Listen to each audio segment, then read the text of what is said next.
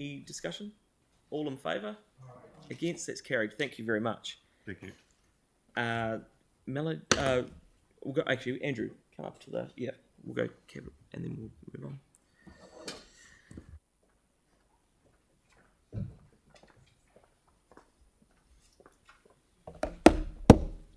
And just before you do that, I just want to acknowledge you, Andrew. This is your last session with us in public, although you've got a private one, a public excluded later on.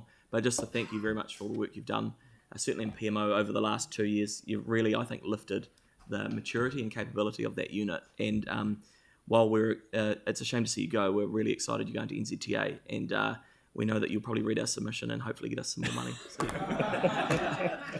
But thank you very much for all you do. And I just say that at the beginning to preface questions. So just remember, it's Andrew's last name. We wanted to leave with a good impression, given he's going to the people with the money. So do you want to run through your paper? Thank you, Mr. And then we'll Chair. go to questions. Appreciate that. I've enjoyed working with the committee and enjoyed your support too. So thank you very much. So this morning's report, just taking you through some of the key highlights. The total forecast across the capital programs reduced over the period from by $33 million. There's a couple of big movements. One in Te Kaha, which is around the timing for the steel payments. It's only a financial year shift. There's no other movement to budget or program, so that's otherwise all on track. So it's a cash flow issue really, and some changes in transport and water, which we'll talk about a little bit further.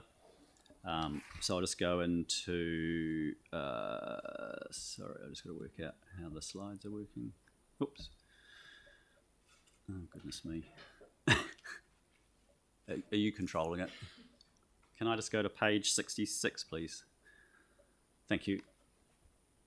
Yeah, so just talking about the, thank you very much, talking about the total program. You can see that movement there across the total program.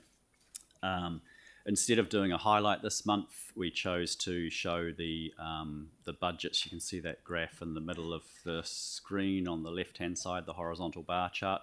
We're just showing the progress of projects in their various phases, and that's supporting some of the strong delivery that we've got so far this year. A large part of our program budget for the year is in the construction phase and beyond. You can see that large line, 464 million going horizontally there.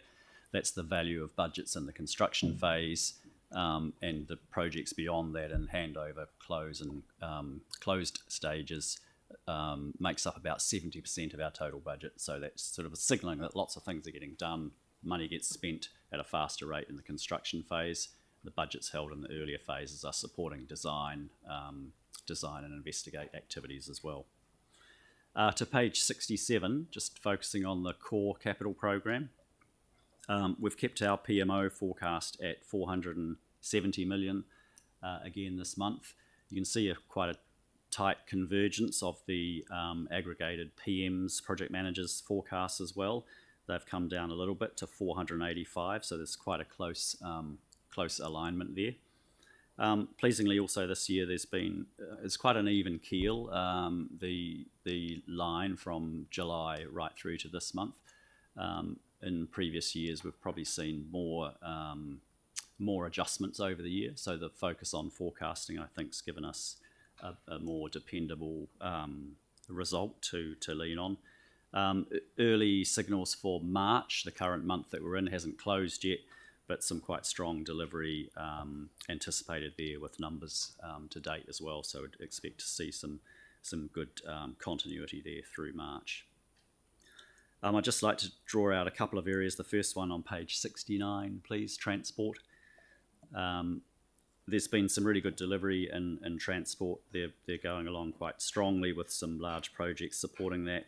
And I have signalled in there will be, as we work through them, some changes to the total budget, which are driven by some of those external factors that we've talked about before. One has been the Transport Choices SURF program, which was reported last month. We haven't processed those things yet, and there are some other funding changes around NZTA Wakatahi subsidies that relate to some of the resurfacing, possibly some budget assimilation we have to do around some wet weather events throughout the year, and some additional money coming towards the CRAF program has been signalled. So there'll be some unders and overs in the total budget line, I expect them to be approximately neutral to the total picture. On page 73, please, thank you, just around digital. I've talked about this previously with the budgets and the utilisation of the future year to balance the expenditure this year, but also just want to draw out this month some really good news around significant achievements on 3 of their larger projects. The GEMS project, Get Off GEMS, you might have heard talked about a number of times. That's the sort of customer interface project using some quite old technology and servers. It's been an ongoing and quite long project that has now been completed. So I know the digital team and others are very excited about that. I may have someone from digital here. I'm just not quite sure if they're here, if we want to expand on those things. Also, the SAP contracts and procurement module has been completed, and the digital citizens experience, giving us a better experience from the user's side with single logins and those sorts of things. So there's been 3 really good sort of milestone achievements in the month, which are worth recognising. Lastly, just to point to the watch list on page 76, just the header page there as we go into the watch list projects. I just think it's probably worth me reminding you that when we signal a red, it doesn't necessarily mean it's a high risk, it just means it's a high alert. It's a project that we need to keep an eye on and keep a watch on. It's an overall subjective view made by the project managers and reviewed by us as well as to their overall status. So 2 or 3 of them are sort of time-related issues, which we're aware of, and 3 or 4 of them, because there's 7 all up, are either time and or money-related issues, and some of those money-related or funding issues are being addressed through the LTP, so they're still signalled red until that funding is confirmed in the LTP. So just to sort of help give a bit of a high-level guidance on how to read those reports, but happy to take any questions about any of those specifically. Thanks. Question from Sarah. Thanks so much. Just on the Norwest Arc work, that much of it's going ahead at quite a rate at the moment, but we are currently 6 months on from a notice of motion which paused some work, 4 months on from when a report was due back, and I'm just thinking that in that 6 months, construction inflation costs have gone up significantly, and they continue to do so. Do you know how much it's costing us to keep holding off on making a decision to go ahead with that section of Cycleway? I can't answer that specifically, but I mean, yeah, it's quite well understood that with the high inflation environment, things are going to cost more in the future typically. I don't know whether Lynette can add any more to that. I think there's a report coming back in April to the council on that one, Lynette.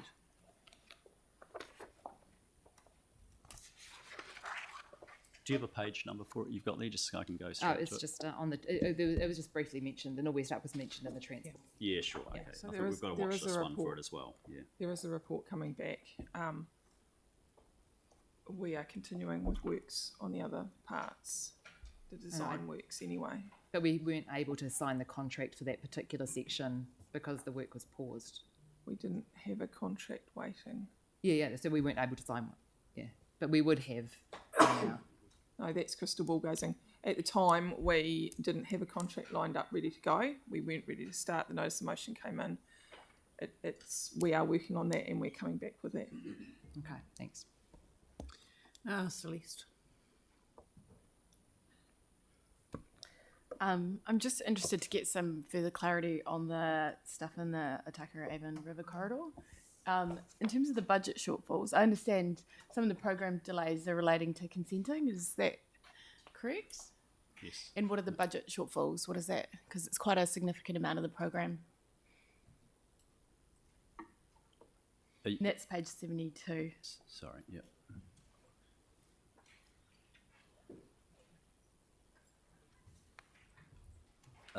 Yeah, okay. That may be one for Brent, is it? It might be. I think we've talked about this previously. Yeah, there's definitely consenting delays, and some of those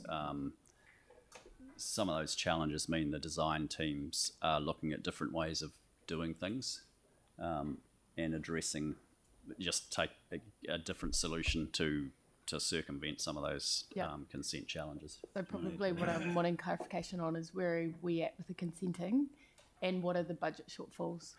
So I'll have to come back to you on the specifics of the budget shortfalls, but I can give you an update on the consenting. We've been working very closely with ECAN in terms of working through consenting for some of those stormwater systems, which where we get into the shallow groundwater, and pleasing to report that as of last Friday we have an amended consent come through, which allows us to progress some of those projects. So we'll see those delays finished. It's a workaround while that they are still preparing a plan change to alter the wording. So it means that we can now get on with some of the work over the next couple of years while that plan change is being progressed. Is it possible to just get a bit more detail later on about what that will look like for which projects? Yes, I'll have to come back to you on that. And then just final question would be around the budget shortfall. Are we looking at addressing that through the long-term plan, the gaps in funding? So we've previously talked about that here in terms of I asked the team to look at design changes and what have you to achieve the same levels of service. And council, I think there's already a request for us to come back to council with details of what we're doing with the stop banking in particular, in terms of what we're doing and how we've addressed budget shortfalls and getting better value for money. But we're still to come back to council on that. And just so I'm clear, if there is a budget shortfall and we're looking at changing the design to fit within budget, Not to the extent where it would change the levels of service. It's just looking at practicalities and better construction techniques and the design there. But as I say, we'll come back to council with details on those. We've got the team preparing some reports okay, on it. thank you. Great, thanks. Yanni. I think it said we were going to get the additional information about the CRAF extra funding today. So can someone tell me how much extra CRAF funding have we received and what's the process for allocation?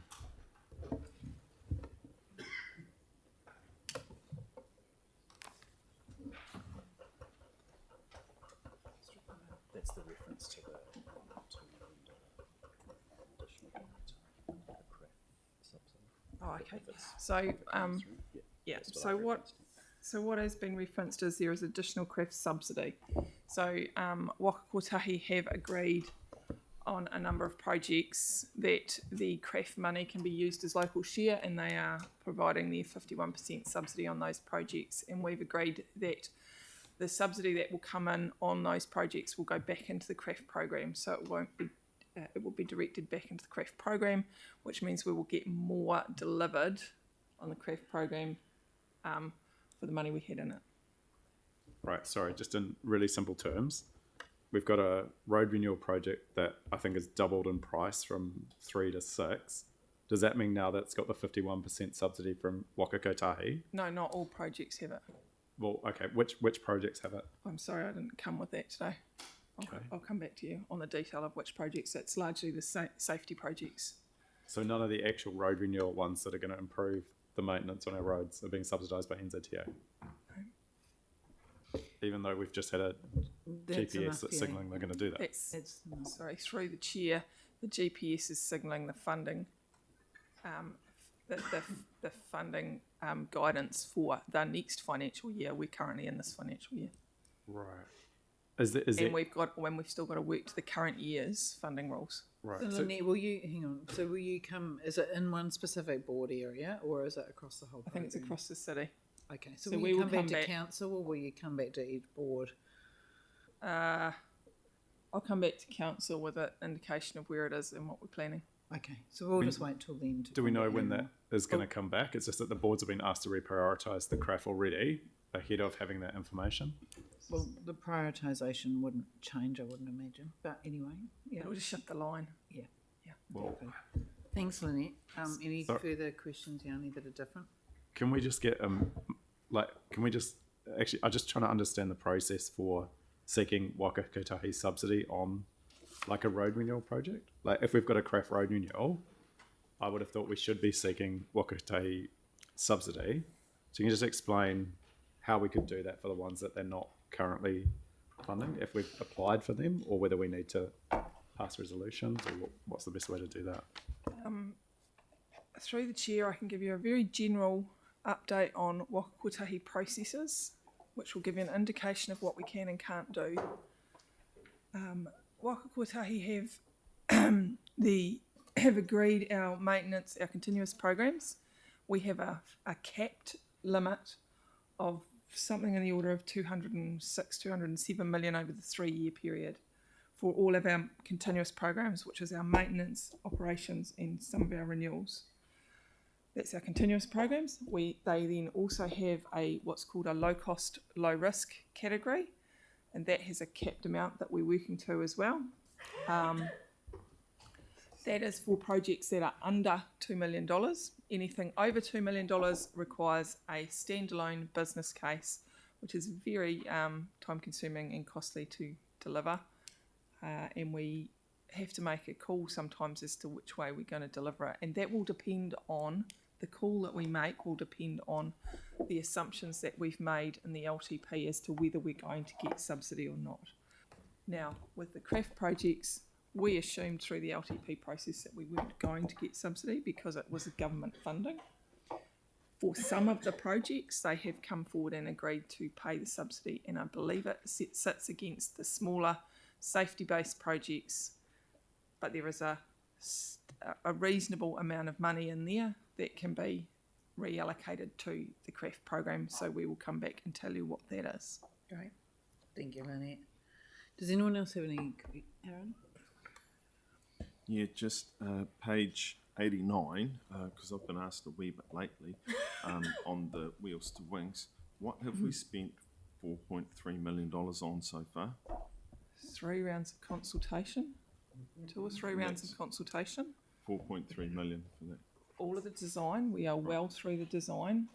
We've done some investigations works and we're completing more investigation work at the moment. So you're only responsible for 2 Okay. Any further questions? Are there any further questions? There is. So would ask, because it says in here that this construction is anticipated to start later this year, have we secured the funding from NZTA? No, and we have said that we will be back to you before that starts, but there is still an anticipation, given the current LTP that we have, that will be started later this year. And if we don't achieve the subsidy, and we need to come back, as we've talked before about the cost estimates of the project, as Councillor Henstock has raised before, but we also have to come back and have a conversation with you, as I raised in the earlier item, on the overall transport program and what the implications of the new GPS are likely to be. So that conversation has to happen too. Right, okay. And so just to confirm, no contracts will be let before the money's confirmed. That'd be right, eh? No construction contracts, no. Hang on, no. You hesitated and said no. Is there other contracts that could be let? Well, we're out doing investigations work. That's a contract. We've got a contract for the design. We've got a contract But the for investigation other work's things. not just. No, it's all not just that. services, though. Yeah, there is all services down there, and we are trying to make sure, because it is very disruptive, we're trying to make sure that we gather the maximum amount of information so that we don't have to go back in and disrupt the community. Right, and is it, because it's a lane reduction, and there's only been one other lane reduction in New Zealand of that many vehicles from 2 to 1, would we do a trial like we did outside the hospital to see how it goes? Because I know we're down to 1 lane at the moment, and there's considerable congestion. I think this is probably not appropriate to ask this many questions on this right now. When would be appropriate? I don't know, but not now. Would it pay to send the questions through? Yeah. We're probably going to have more information about this project, won't we, Lynette? So Yeah, I a think lot that'll more. be a question to ask at that time. Right, Victoria, please. Thank you, Chair. My question's around the watch list and the on track, critical, and at risk. And following on from the questions from Councillor Kewen regarding Wheels to Wings, I'm just concerned that this keeps coming back at on track. And I wonder what it's going to take for this to be triggered over to at risk when we've got some serious funding concerns and cost increase escalations on this project. And perhaps, some comments on that and some indication on time as to when we can get those updated costings. Because I expect the updated costings will trip this over to the at risk. So, as we've discussed, we've got a multiple, and the work that's going on at the moment is informing the costing work that's done as well. The financial status is flagged as at risk, yellow, and the time status at the moment, if everything as we're planning it, the time status is green. So that has given an overall status of on track. But we have flagged the financial status as at risk. Thank you. Great. Thank you, Lynette, for your answers. Right, are you moving? I'll move it, but I'm happy to. I just got a question for Lynette. Arangi Road cycleway, Lynette, that Councillor Templeton was talking about, his from, I'll say Jelly Park to Harewood Road, that has had a cost escalation of $17 million because of our old favourite coal tar and a bit of drainage stuff. Is that right? No, we are working through this, and it is looking like it is more about drainage. Yeah. There is drainage, a significant drainage down there. It's a very low part of the network. Arangi Road, Matson's Ave and Condor Ave are all quite a low part of that drainage network, so it makes it very difficult. So yeah, but we and as I've said before, we are coming back with more information on that. It is taking us time to get it together. But that isn't a direct result of my notice of motion. No. Thank you. Sarah. Thanks. Just on that, do we, as we're doing these cycleway projects, the significant parts of the project are not actually in building the actual cycleway on the road itself. As we're doing these projects, could we divide out those costs That's what we're looking to because like do. the drainage, so the blowout due to the I'm trying. the drainage and things, that's not actually cycleway that we're building. It's not it's not that the cycleway is costing that much money. It's just that we need to do some drainage work. So if we could make sure we're really clear in our communications about that. That's what I'm looking to do. Yeah, so it's not a cycleway blowout cost, it's drainage blowout costs. It's just the cost of drainage. Okay, right. I think it's enough for questions. We've got a seconder, Deputy Mayor. Fantastic. Is there any debate on this? No? Okay, all those in favour say aye. Great, that's carried. Right, we'll move on to the next item.